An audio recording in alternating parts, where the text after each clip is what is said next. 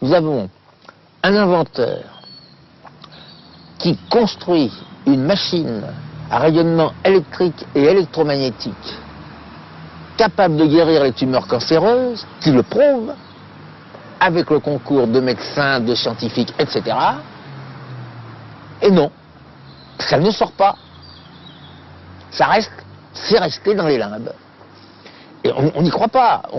Quand on prend connaissance de cette affaire, on est saisi. Ça n'est pas possible.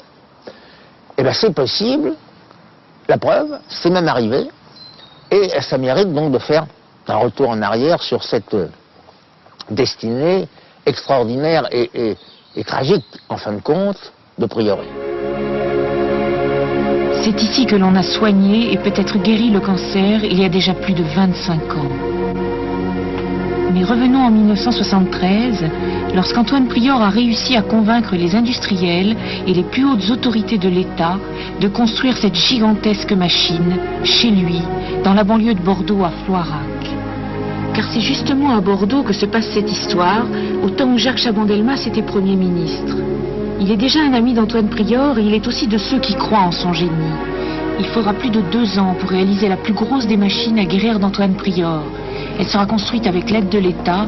Elle a coûté plus de 3 millions de francs de l'époque. Mais cette mystérieuse machine sur laquelle allaient courir les histoires les plus troublantes, quelle était-elle exactement? La voilà, telle qu'elle avait été conçue dès 1957 par Antoine Prior, qui la présente ainsi. En haut, nous avons le radar, qui faisons comme l'hyperfréquence dessus. Ici, en haut, nous avons un radar de réserve en cas de panne, que nous mettons avec un guide d'onde. Dessus, que nous déplaçons avec 4 vis, c'est facile. Ici, il y a un champ magnétique traditionnel et une autre à l'intérieur horizontal. Et ici dessous, il y a la lampe qui est de sorte que nous mettons le sujet dessus des animaux ou d'autres choses, comprenez, pour faire l'expérience. Si les explications d'Antoine Prior ne sont pas faciles à comprendre, voici le schéma de la machine. Et c'est la première fois que le principe de l'appareil Prior est ainsi révélé au grand public. Il s'agit d'une très grosse lampe à anode tournante dans laquelle on a fait préalablement le vide et qui reçoit des émissions radio et radar dans les hautes et hyperfréquences, tandis qu'un champ magnétique puissant agit sur la lampe. Il en résulte un plasma froid qui constitue ce que l'on a appelé le rayonnement Prior. Toute l'installation doit être protégée par une cage de Faraday qui arrête les rayons parasites. Plus de 14 paramètres différents doivent ainsi être maîtrisés pour obtenir l'effet du rayonnement d'Antoine Prior. Il est trop complexe, c'est trop compliqué.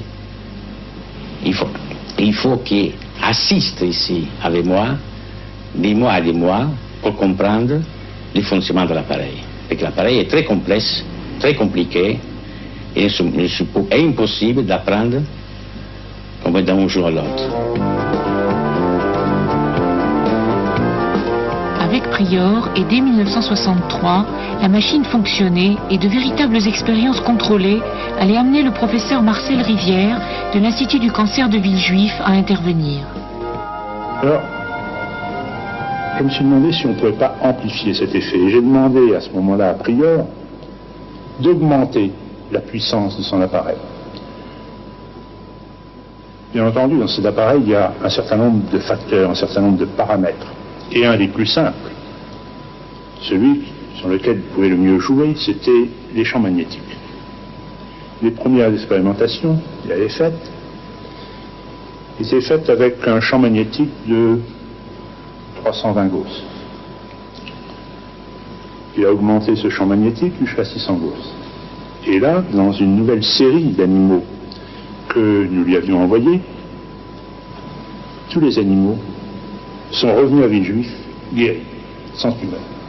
Et on arrive alors au cas d'un monsieur Gaston R, qui est, dont le médecin diagnostique une tumeur du larynx, qui d'ailleurs prend tout de suite, dès que le diagnostic est certain, que c'est confirmé, prend rendez-vous pour son patient pour une opération dans les jours qui suivent, mais le patient n'est pas d'accord parce que c'est une opération mutilante, et il consulte un autre médecin qui a entendu parler de ce que fait Prieuré et qui lui dit « Allez donc, faites d'abord un essai avec la machine de Prieuré ». Et le Gaston R en question soumet cette tumeur à la machine Prieuré. 2 mois plus tard, on fait les analyses. Il n'y a plus de tumeur, il n'y a plus de cancer. Alors, à partir de là, Prieuré, qui est, j'allais dire naïf, mais enfin, il n'est pas plus naïf que n'importe qui. C'est un homme de bon sens, et comme vous et moi, il se dit, bon, ben ça y est, on le sait, ça y est, allons-y. Il y a des tas de gens qui souffrent, qui meurent. N'attendons pas plus longtemps. Et, bien sûr, il comprend que lui disent naturellement ses amis. Il faut tout de même que ce soit reconnu par la communauté scientifique. Bon, oui, mais ça, pour lui, c'est une formalité.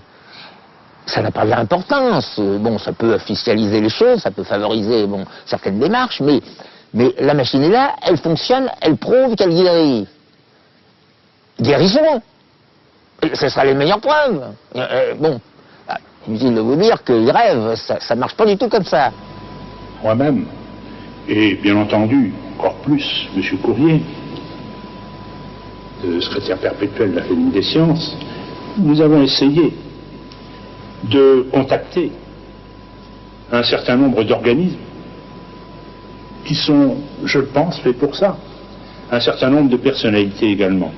Organismes, eh bien, ça a été l'INSERM, ça a été le CNRS, ça a été la DGRST. J'ai réussi un jour à avoir un rendez-vous chez le ministre de la Recherche du moment, qui était M. Palevski. Je me souviens, nous sommes arrivés un jour avec Prieur, à un magnifique bureau donnant sur la Concorde. Là, j'ai exposé pendant une dizaine de minutes ce que nous avions fait du point de vue expérimental. Monsieur Palevski m'a écouté. Je voyais que d'une part ça le gênait, puis ensuite ça le dépassait un peu, disons-le franchement. Alors au bout de 10 minutes, je me suis levé, Prieur également. Le ministre, bien entendu, nous a félicités. Il nous a dit que, bien sûr, c'est très intéressant et qu'il allait essayer de faire ce qu'il pouvait. Bien entendu, rien n'est sorti de toutes ces consultations. Et je dois dire que, dans le fond, il faudrait que le délit d'inaction soit un délit que l'on considère, même d'un point de vue politique. Or, il faut bien dire que c'est rarement le cas. Prieuré, lui, se dit, bon, tous ces savants, ils font ce qu'ils voudront, moi, je soigne. Et il soigne. Par la rumeur, des gens viennent le voir, et il soigne des gens, et il les guérit. Et pour lui, finalement, c'est le principal. Le reste, ça fera ce que ça voudra.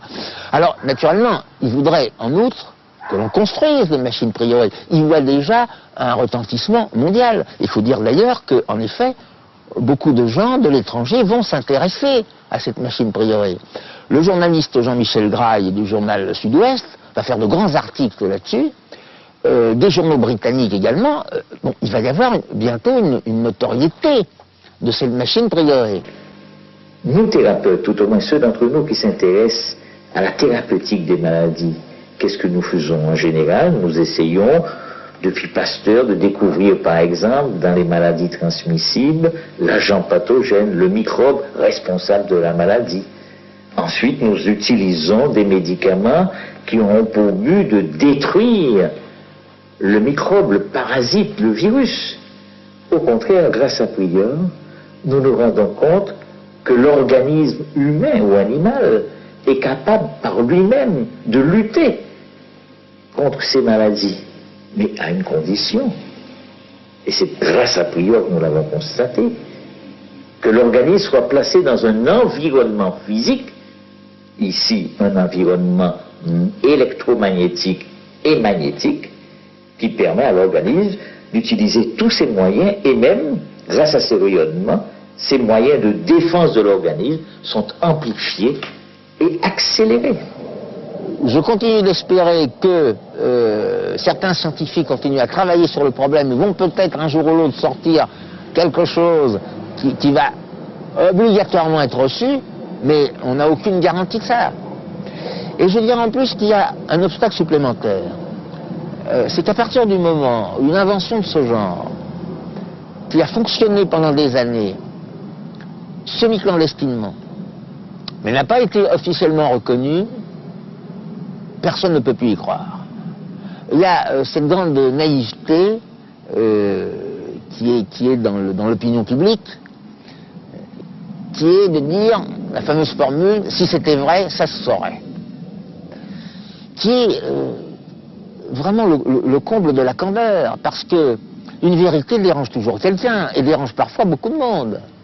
Et il n'y a absolument aucune garantie qu'une vérité soit connue simplement parce qu'elle est une vérité. Il y a même au contraire de fortes raisons pour que tout soit fait pour qu'elle n'apparaisse pas. Donc dire si c'était vrai, ça se saurait, c'est complètement idiot. Peut-être qu'il faudrait dire au contraire, c'est parce que c'est vrai que ça ne se sait pas.